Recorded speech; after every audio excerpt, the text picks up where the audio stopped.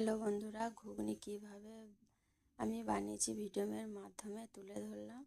তোমরা দেখতে থাকো। একে একে প্রেসার কুকারে একে একে কড়াই তুলে দিলাম, দিয়ে তারপর আলুও তুলে দিলাম। যে যেমন আলু খাবে সে তেমন আলু দেবেন। ছোট বড় সবাই ঘুগনি খেতে ভালোবাসে। আমি যেভাবে ঘুগনি বানাচ্ছি তোমরাও একবার বানিয়ে খাবে, খুবই ভালো লাগবে। তো এক একে জলও দিয়ে দিলাম। জল দিয়ে তারপর পরিমাণ মতো নুনও দিয়ে দিতে হবে। নুন দিয়ে তারপর গ্যাসে চাপিয়ে দুটো সিটি মারবো। দুটো সিটি মেরে কিন্তু মশলাটা এদিকে রেডি করে নিতে হবে। দেখো, আমার কিন্তু দুটো প্রেসার কুকারে সিটি মারা হয়ে গেছে, কিন্তু তোমরা দেখতে পাচ্ছ কড়াই কিন্তু ভালোভাবেই সেদ্ধ হয়ে গেছে। ফোড়ন জ্বালিয়ে কড়াটা বসিয়ে ভালোভাবে গরম করে নিতে হবে। গরম হয়ে গেলে তেলও দিতে হবে। তেল কিন্তু ভালোভাবে গরম করতে হবে। তেল গরম হয়ে গেছে, জিরে ফোড়ন দিতে হবে। জিরে ফোড়ন দিয়ে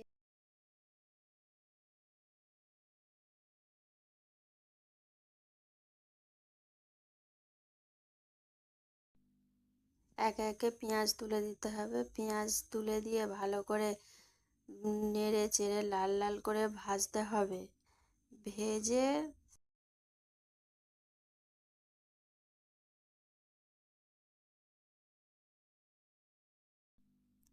ভালো করে নেড়ে চেড়ে লাল লাল করে ভাজতে হবে। ভালো করে ভাজতে হবে। ভেজে একে একে কাঁচা লঙ্কাগুলোও দিয়ে দিলাম। কাঁচা লঙ্কা দেওয়ার পরে ভালো করে পেঁয়াজ কিন্তু লাল লাল করে ভাজতে পেঁয়াজ ভাজা লাল লাল করে হয়ে গেছে। এবার রসুন তুলে দিলাম। রসুনও ভালো করে লাল লাল করে ভেজে নিতে হবে। মশলা কাঁচা থাকলে কাঁচার গ্যাস ছাড়ে ভালো করে ভেজে নিয়ে এবার রসুনও ভাজা হয়ে গেছে। এবার আদা আদা রসুন ভালোভাবে ভাজা হয়ে গেছে। আদাটা দেখতে পাচ্ছ, আদাটাও তুলে দিলাম। আদাটাও ভালো করে কষিয়ে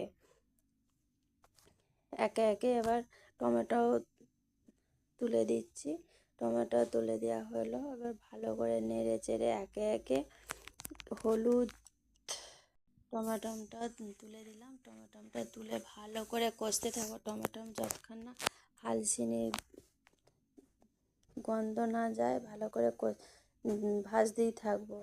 একে একে এবার পরিমাণ মতো হলুদ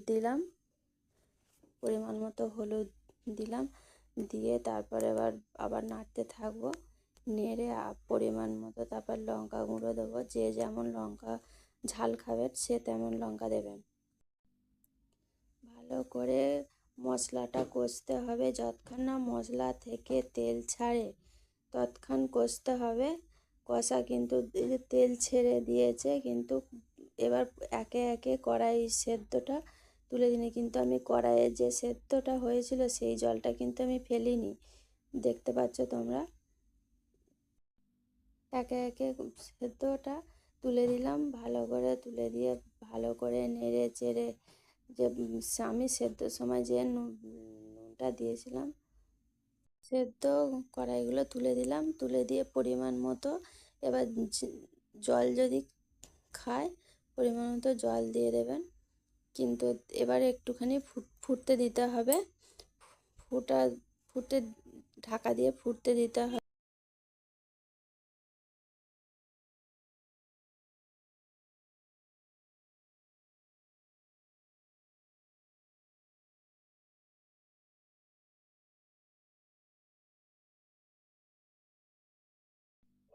দেখতে পাচ্ছ, এবার ঢাকা দিয়ে দিলাম। ঢাকা খুলে দেখো ঘুগনিটা আমার একদম রেডি হয়ে গেছে। এবার চলো, ঘুগনি হয়ে গেছে।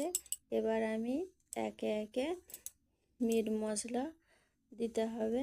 মিট মশলা দিয়ে দিচ্ছি।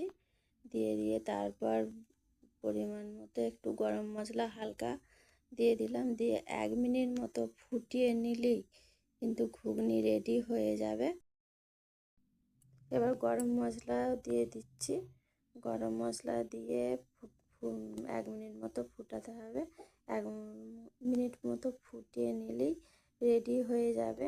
এবার একটা পাত্রে ঢেলে নিতে হবে। ঢেলে নিয়ে যে যেমন করে খাবেন ঢেলে নিলেই আমার ঘুগনি রেডি। ভিডিওটা এখানেই শেষ করলাম বন্ধুরা।